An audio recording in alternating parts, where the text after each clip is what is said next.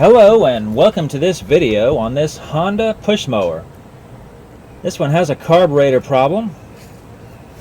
One of them things you come out there in the springtime, you try to start it and it doesn't want to start for you. So a lot of people throw them away and they go buy a new one.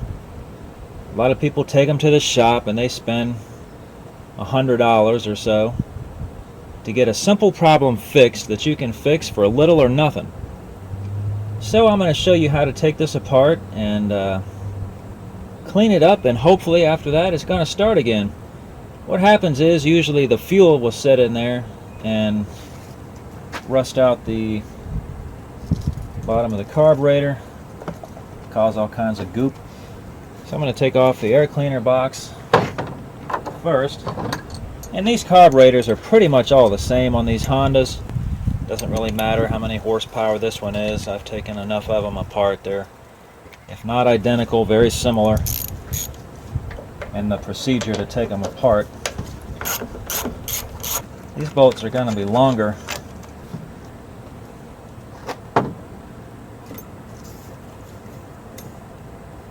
Let's see. I'm getting all bunch of dirt up in there because I'm going to clean the carburetor anyway, so I guess it doesn't matter.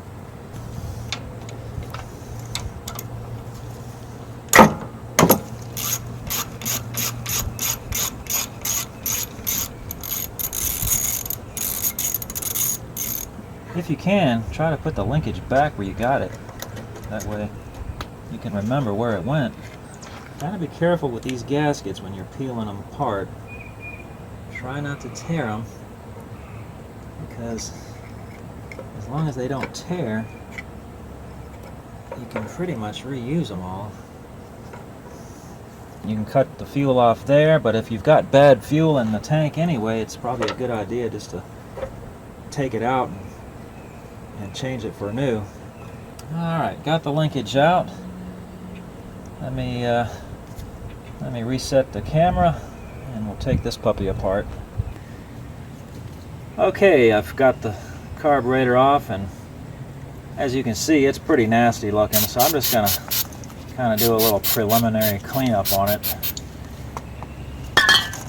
just to get all this.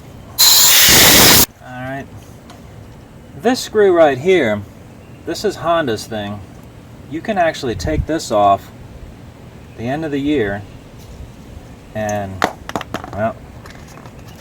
the bowl will drain, and then you can assure, to get all the fuel out of the bottom of the bowl. If you don't do that, you're going to run the tank dry and you're still going to have fuel in the bowl and it's still going to mess up on you. So to prevent this from happening, if you have a Honda, you can drain the bowl with that screw, and it makes life easier in the springtime for sure.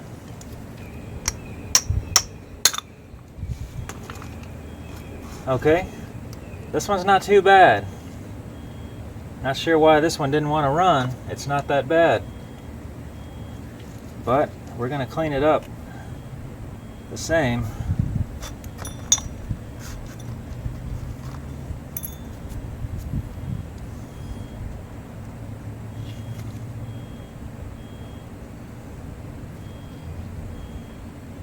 It's not that bad. So that's good. Less work. There's a jet up in here, and you need a screwdriver like this. I got this from Harbor Freight that fits all the way up in there. Sometimes you can take a screwdriver if it's too wide and put it on a grinder and cut that part down right there. Or you can start with one that fits in the first place.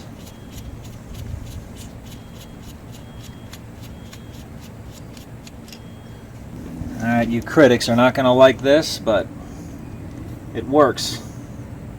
An easy out will grip that so you can unscrew it. If you're easy with it, you won't hurt a thing.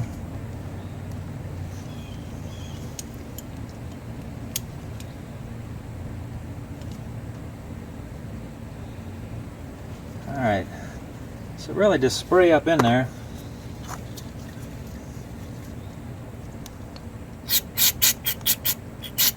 This stuff here is called gum cutter, and I usually take this little torch cleaning tool and ream it out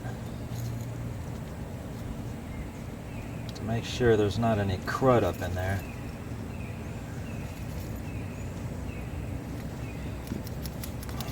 Just like that.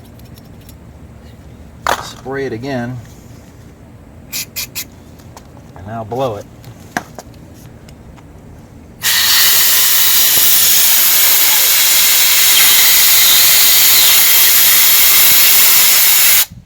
Okay, and while you're at it, spray the rest of any little holes you find. Like that, like that. Blow them out.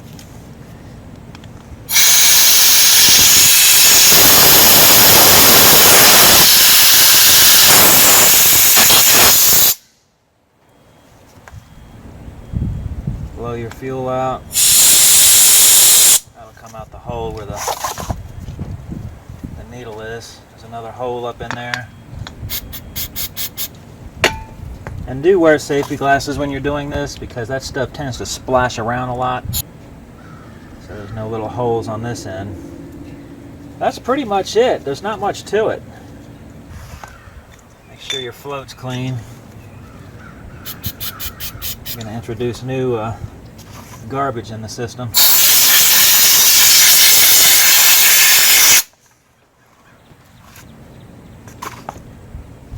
And nothing wrong with that needle. And don't forget to put this pin back, or you're going to be sucking ice water when you go to start it. Don't forget to put the needle back either. It goes right in that groove right there.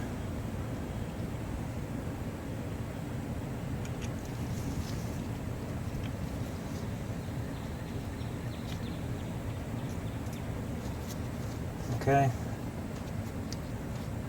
Now the jet's got to go back in there, and I haven't cleaned that yet. So there's a little hole up in there. That's when your little torch kit comes in handy. Find the one that fits it. Those little grooves that are on the torch kit work great. They'll take anything out of there. And a lot of those have a hole going that way too. This one doesn't have it, so don't miss that. Especially on the Briggs & Stratton ones.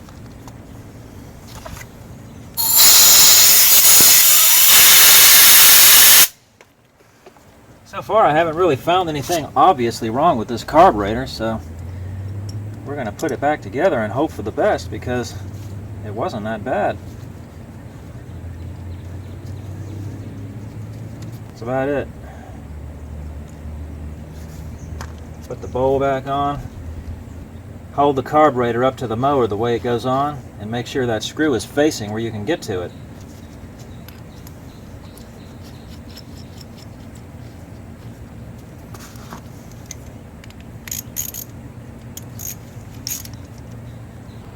Okay, I just want to show you one other thing here. I got all kinds of loose dirt all around this whole thing.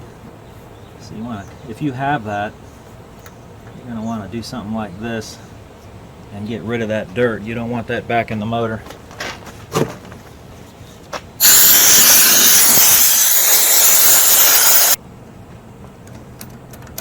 Okay, put this in there, that, and then we can kind of put this piece in.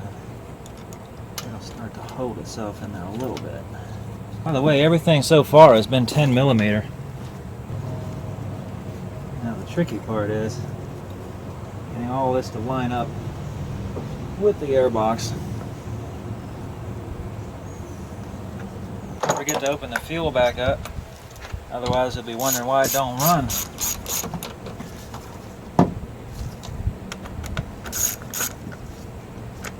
Again, these don't need to be super tight. Alright, that's about it. I'm going to reset the camera, put some gas in it, see if she wants to run.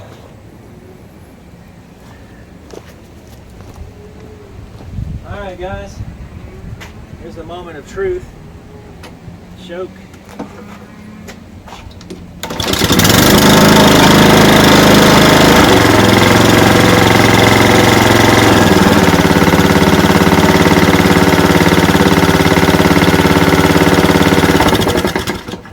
Runs like a champ.